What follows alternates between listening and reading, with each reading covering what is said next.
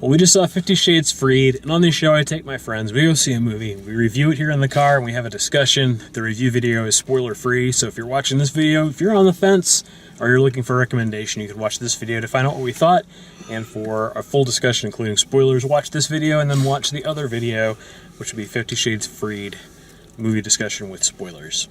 I've seen the other two movies a couple of times. I actually saw both of them this week already. Getting ready for some other stuff that I was doing around the movie, but also because the third one was coming out. And so, if you've made it this far, if you've seen the first one and you've seen the second one, you might as well see the third one.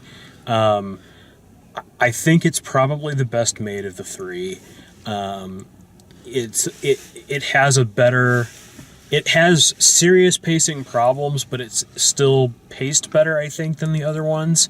There's more of a sense of, because this is the last one, they have to really wrap things up. They can't just keep throwing new plot lines into the movie and not resolve them like they did in the second movie, which was just full of characters that are unresolved.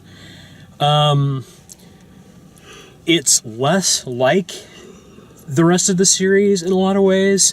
The volume of sex scenes is still there, but they're still very abbreviated. They're shot a lot brighter or nicer, and part of that is because, you know, where they are in their relationship at this point. They do some more of the, you know, rich lifestyle, eyeball candy sort of things with beautiful houses and beautiful cars and all that sort of stuff for people to look at. And then there's just a really long, boring period towards in the middle because the climax of the movie is really, really short.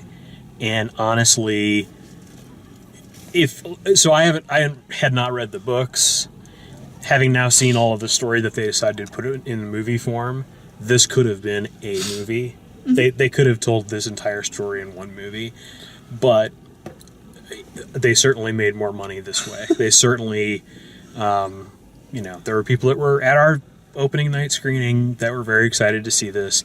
I don't personally have as much problem with it as the first and the second one. It feels like a different thing. It feels like a kind of limp thriller as opposed to a romance. Like that part sort of gets lost. So that's all I'll say without spoilers. But yeah, for me generally, you know, if you've made it this far through the series, go ahead and see the third one. You'll be happy it's all over and done with. And if you haven't bothered with the first two, I mean, you could do worse than being dragged to this if somebody wants to take you to it.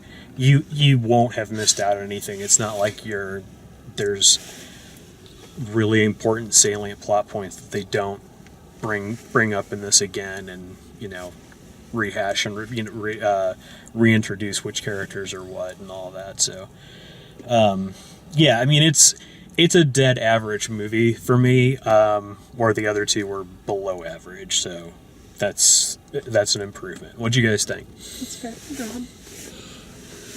Well, if your friends take you to see this, don't be friends with them anymore. It's not a very good movie in comparison to other bad movies. The stars kind of do the best they can with what they have, but there's still, after 3 movies now, no chemistry between them. And the storyline is non-existent, and when it on the chance that they try to make sense of what's going on, that it's just really convoluted and leads to absolutely nothing. It is it is sadly the best of the 3, but that doesn't say much. I do not suggest going to see this movie, and you know what? Glad there's not a 4th one. Okay, so I would agree that this is the best out of the 3 movies. In hindsight, knowing that what they're going to be doing with the movies, and I've read all of the books, I feel like the movies are cliff notes to the book. Like, point blank, none of the movies complete the full story. None of the movies give you anything that the book gives you. Yeah. It just highlights certain points in the book. But the third one summed everything up. It was very rushed. Every scene seemed like it was like, all right, we've got 2 minutes to film this. All right, 2 minutes here, 2 minutes there. Every scene felt like that. Yeah. There were a lot of sex scenes in the beginning.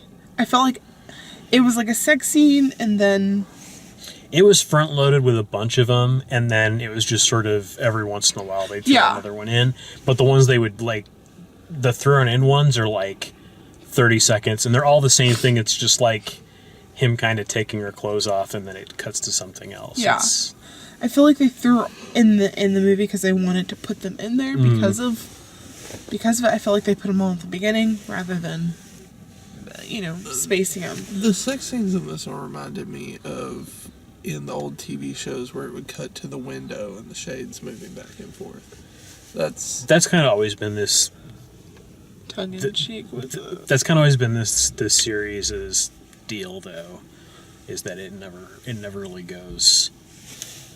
It never really goes all the way through, and I can get into that more and we could talk about more book stuff in the spoiler video. But yeah, I would recommend going to see the movie to finish up the series. Yeah, you don't need to see it in the theater. Sure. Sure, I'll, that's true. I'll preface that. Like, you can catch it on your streaming services. You don't need to necessarily see it in the theater. Although you will have those people who want to see it for a date night or with girlfriends or guy friends, whatever. Go see it if that's the case, but it's not necessary. Yeah, and we saw it in IMAX just because of it was like the time was convenient, but it's pointless. It's not necessary. You can watch it on your cell phone and you'll be happy. Yeah. Just to know that the series has ended. Yeah. That would be the only thing that would bring you happiness. But yeah, it finishes the books and it gives you all of the important parts in the book in the movie. Yeah. Done. Okay. Well, that's our review. Join us for the discussion if you'd like, and if you like the video, please like it, please subscribe. Check out all the written video reviews at dalemaxfield.com, and thanks for watching.